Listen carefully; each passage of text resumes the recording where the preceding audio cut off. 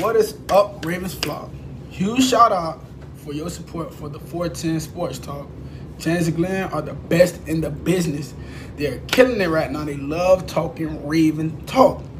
Make sure you go subscribe to their channel. Let's go Ravens. Big trust.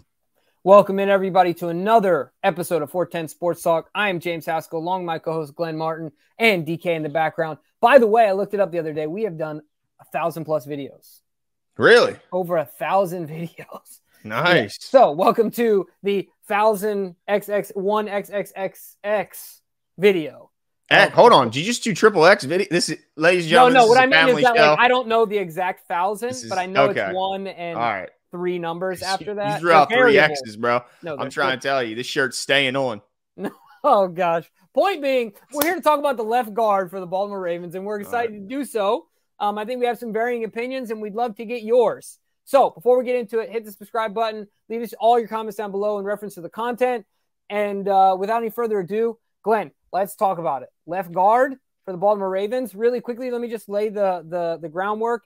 At every other position basically on the line, from right tackle to left tackle, is lined up. You got Morgan Moses, you got Kevin Zeitler, you got Linderbaum, and then you got question mark at left guard, and then you got Ronnie Stanley. Already a ridiculous line on paper as far as talent, continuity, and potential for this season. But left guard is going to be crucial because Ben Powers signed a huge contract 30 seconds after free agency opened up with the Denver Broncos. No back channeling there, of course. But he got his deal done, and we're super happy for him. But that leaves a gaping hole for the Ravens. So really what I want to do is kind of start this off with what our options are there at left guard. Yeah, absolutely. I mean, this is a big year for a lot of these guys that are looking to compete for some starting positions. And if they want to hopefully be like what Ben Powers did last year, went from a guy who was fringe to even make the team to being a guy who landed a massive contract in free agency and set his family up, for the long term. So yeah, let's see who's in the runnings as we kind of see it right now. So the first guy that I think jumped to most people's minds was Ben Cleveland, the former third-round pick out of Georgia a couple years back, who has all the size you would ever want at 6'6", 357, but he's had some injury issues, battled those. He's also been moved around quite a bit on the offensive line as they try and find a spot for him. So that's one competitor for the spot. The next one is John Simpson, 25-year-old out of Clemson, who's played.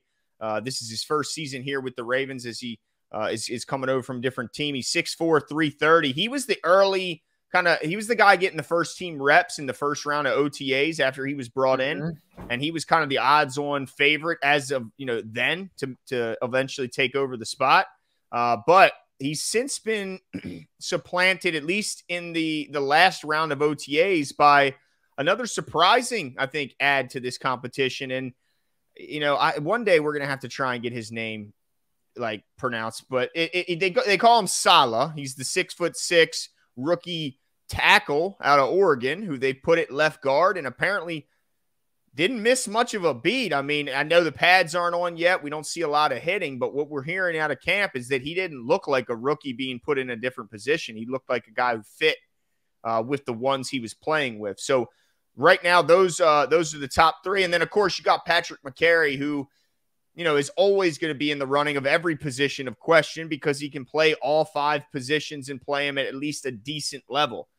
So the question is, does Patrick McCary insert himself being one of the 5 best on the team and force his way on to the field at left guard?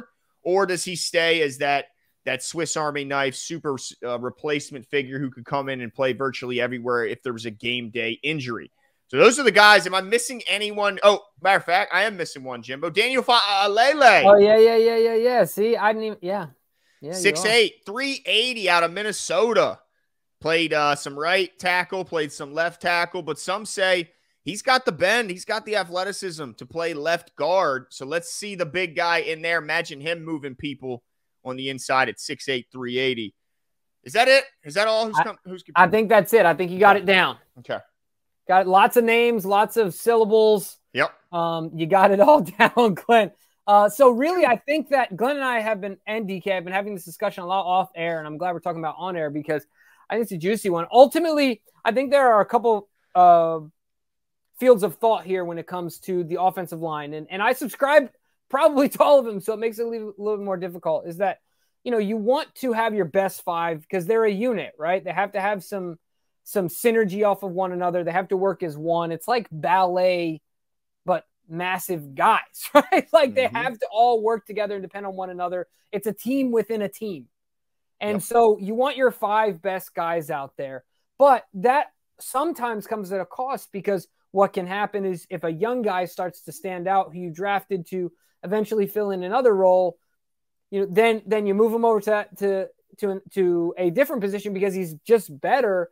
Do you give up any future potential to have him play this secondary position that you didn't initially register expect him to play? So I feel like there's a lot going on here. And I think really what it's going to come down to, what are the names do you think all those names you just mentioned are actually at play to start? Because to me, only a few of them are.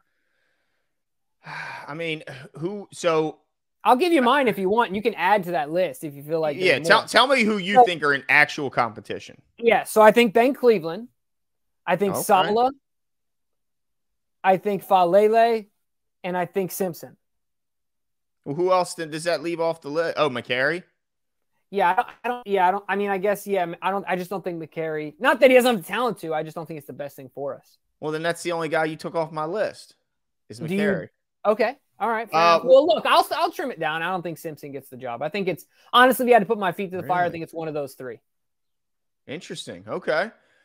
And is it because you just believe in their talent, or, because we haven't seen a lot of John Simpson. This is his first year here after being drafted by the Raiders, but he's got a lot more experience than those other guys. And some are saying I'd rather have the experienced, guy than some of these young guys. What are your thoughts on that? Yeah, part of it is it's just my bias because I know more about the other guys, but also I wonder how much the Ravens have a little bit more faith in guys that have been, well, it's a new system, but they've been in the building longer. I don't know how much that matters ultimately, as far as chances to get reps and things like that. So he might have some road to cover, right, to make up as far as getting the reps on the first team, being able to show out and things like that, when the Ravens just simply might say, well, we know this guy, let's plug him in here because this is what we kind of had planned, right? We penciled in Ben Cleveland, so he's going to get the ones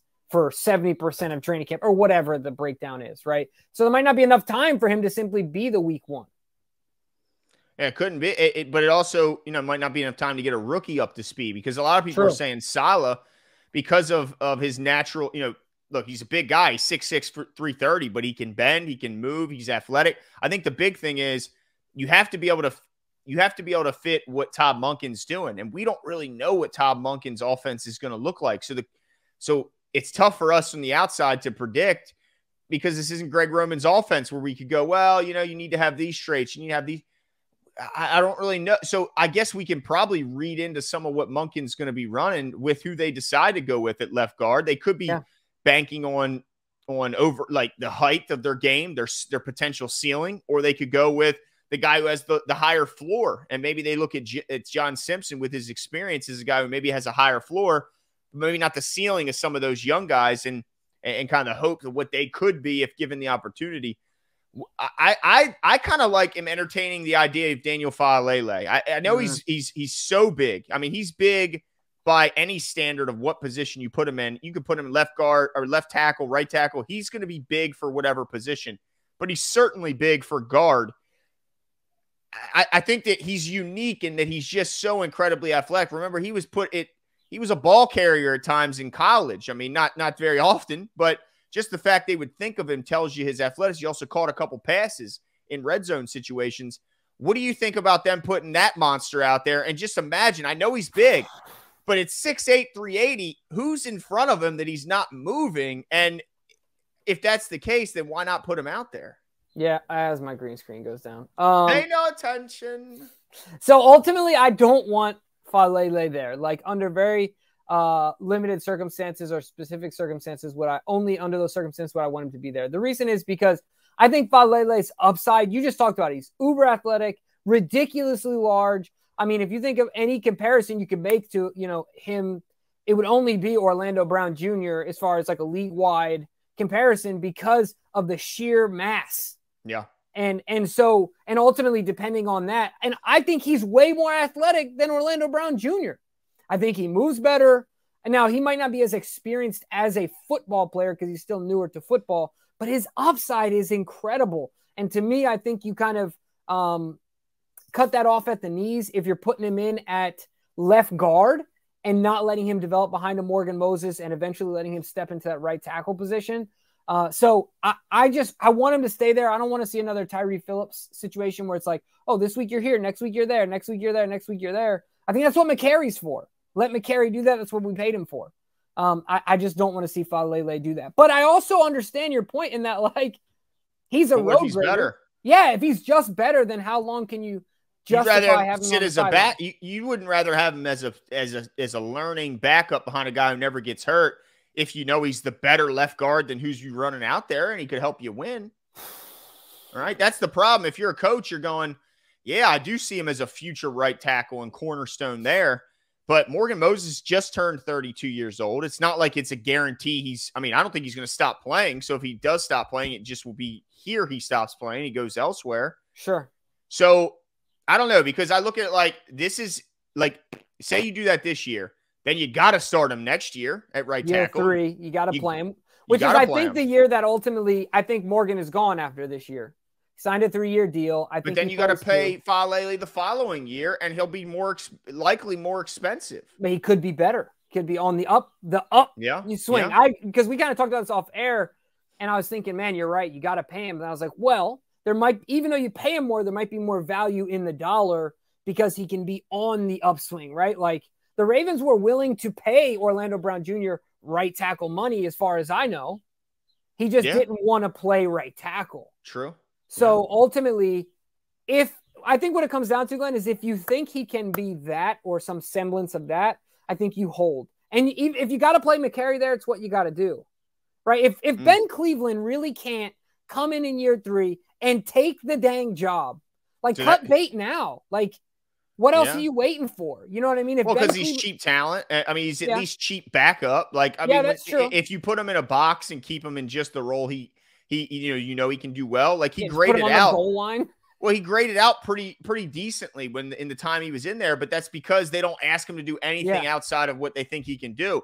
So at least you have a cheap guy that you could put in those specific roles and he could get that job done. I just look at it like whoever it is. I don't care if it's, I don't care who it is, Salah, Falele, give everyone a shot at left guard from like in camp. Yeah. And if you see a guy take it, then let him take the job and run with it, because if he's your best guard, I want him out there. I don't want him sitting and training to be your next year tackle or your 2-year from now tackle if he's your best guard today. And I'll tell you what, Glenn, I'm liking more and more the idea of Salah, only because I think that he ultimately, his issue long-term might be the strength at tackle. Where I think inside at guard, obviously you need strength everywhere, but I think some of that could be masked. And he's still got pretty elite athleticism. If you're talking guards, like his lateral movement is great. He's already impressed some coaches. So I feel like that, between his ability to pick up the offense and his athleticism, while he might lack some strength, I think this could give him an opportunity to plug right in there. And I think that would be exciting. And then, future, think about, future, you got a young guy in Falele, you got a young guy in Linderbaum, and you got a young guy in Salah. That becomes your new anchor to this offensive line moving forward, and you build around those 3. That could also be extremely exciting. So, I hope that it's Salah ultimately. I wouldn't have said that coming into this, but reading some reports and watching some videos about the Ravens being excited about him, I hope that it's Salah.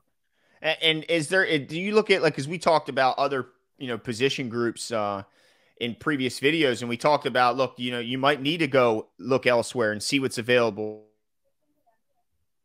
Or maybe look to see a contract dispute and a guy gets cut late. Do you look at this position as definitely being filled by someone currently on the roster, or do you predict that there could be a late camp addition if the coaches don't feel like they have what it takes? I think ultimately it would take a lot for them to go outside. Okay. I think that they stay inside. I mean, a lot of guys would have to get scratched off the list. You're going Cleveland, Simpson, Saleh, Falele, McCary. Like, yeah, that's a list for you to then turn around and say, dang, we gotta get another slobber knocker in here to take up another roster spot. We've drafted 1,000 Bens to play left guard, and we can't find one. Not one of them took it. All them you know Bens. What I mean? Yeah, come on, man. Been there, done that.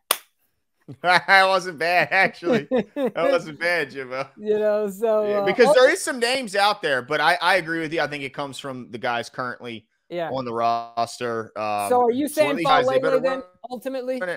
No, I think I that's who I'm just hopeful because he's just so big, and I think his athleticism is intriguing there enough to where it's not going to hold him back. So, but I think it's either him, or I hopeful it's either him or Saleh. I hope it's one of those two guys. I think they're big. They're athletic.